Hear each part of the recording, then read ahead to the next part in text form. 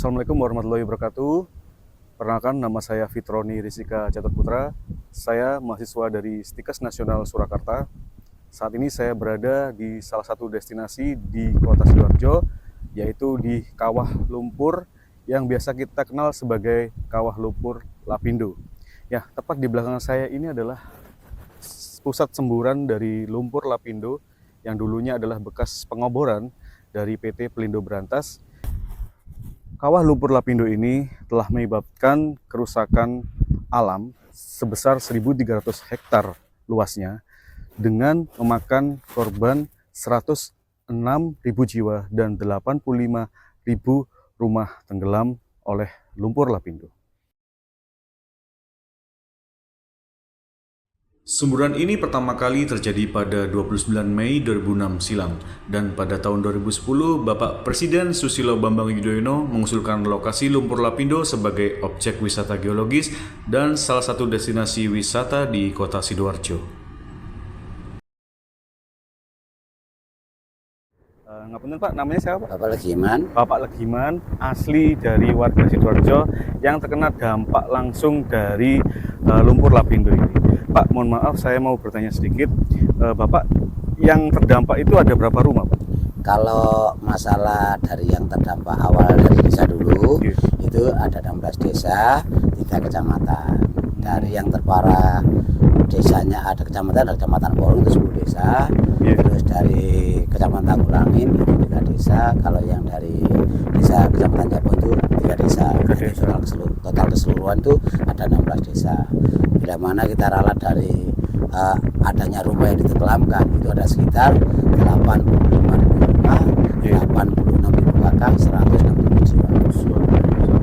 Sangat parahnya dari dampak lumpur Lapindo ini. Kalau rumah Bapak sendiri dan keluarga besar itu ada berapa yang terdampak? Kalau dari keluarga saya sendiri, saya punya 5 saudara, 1 pekarangan itu ada 1 surat, ada 5 rumah di dalamnya, itu semua tenggelam. Lokasinya mana? Ini Bapak. Nah, ini di bawah sini, di bawah air ini. Di bawah air itu Pak? Iya, di bawah air ini itu ada 5 rumah. Dari 5 bersaudara, kita geser ke sana itu ada makam orang tua, agak dari situ. Itu makam orang tua termasuk Bapak Ali kubur saya, orang tua saya, saudara saya semua tenggelam di situ. Kalau Gojek itu merupakan adalah inisiatif dari warga, sudah ada kesepakatan dari BPLS bahwasanya kita diizinkan untuk ngojek, tapi yang ngojek harus warga korban. Seperti itu, selain warga korban nggak boleh. Takutnya apa? Takutnya satu, nanti kalau melayani tamu memberi informasi salah. Kedua, untuk memberi kesempatan kepada warga korban yang kena dampak agar bisa cari makan di dalamnya.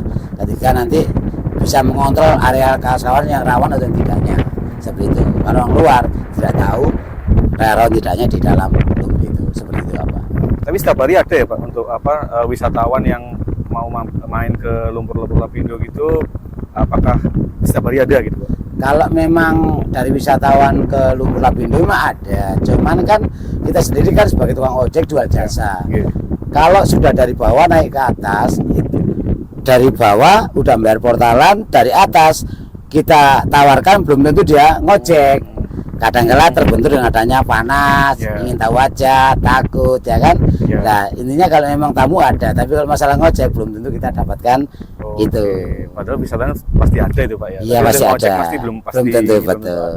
Jadi teman-teman yang mau main-main ke lumpur Lapindo, ingin tahu nih destinasi apa yang ada di dalam lumpur Lapindo ini, bisa menggunakan jasa ojek dari Bapak Legiman dan kawan-kawan.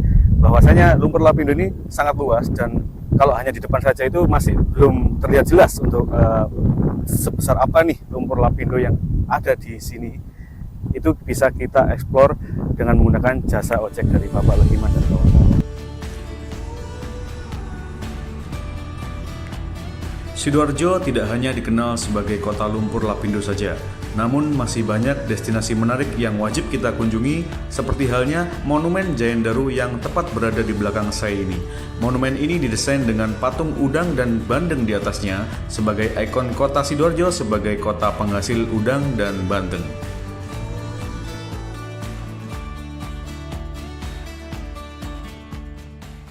Saat ini saya sedang berada di depan halaman Museum Empu Tantular. Ya, Museum Empu Tantular ini adalah museum kebanggaan Kota Sidoarjo, di mana museum ini dikelola oleh Dinas Kebudayaan dan Pariwisata Pemerintah Provinsi Jawa Timur yang bertepatan di Jalan Raya Buduran Jembatan Layang, Sidoarjo. Bersama saya ini adalah seorang pemandu dari Museum Hutan Tular. Ya. Beliau bernama Pak Yatno. Suyatno, Pak. Suyatno. Beliau nanti yang berkenan untuk mendampingi saya melakukan beberapa eksplor yang ada di Museum Emputan Tular Sidoarjo. Mari kita eksplor. Nah itu kenapa ya Pak? Kok bisa sampai harus direlokasi ke Sidoarjo itu kenapa Pak? Ya, jadi kalau kita meruntut sejarah awal dari museum ini, yang mana sebetulnya Museum Emputan Tular itu adalah kelanjutan dari museum pribadi yang waktu itu miliknya Bapak von Faber. Iya, yang dari Jerman ya, dari Jerman. Yang kelahiran, yang berkebangsaan Jerman dan Belanda, namun lahir di kota Surabaya. Jadi awal mula Bapak von Faber ini seorang, jadi riwayat beliau adalah seorang kolektor dan seorang jurnalis. Dengan kecintaannya kepada khususnya yang ada di Surabaya, benda-benda bersejarah yang ada di Surabaya, akhirnya dia sedikit demi sedikit mengumpulkan koleksi-koleksi yang tentunya ada kaitannya dengan sejarah. Akhirnya setelah terkumpul banyak, dia mempunyai ide untuk mendirikan sebuah museum pribadi. Museum pribadi ya? Ya, jadi museumnya diberi nama Stedelijk Historisch Museum Surabaya. Nah, dari zaman ini abad ke-18, terus ini di Indonesia informasinya hanya ada dua, di Museum Emputan Tular dan Museum Sriwijaya kalau nggak salah. Stedelijk Historisch Museum Surabaya itu milik museum pribadi, nama museum pribadi miliknya Bapak von Faber. Oh iya.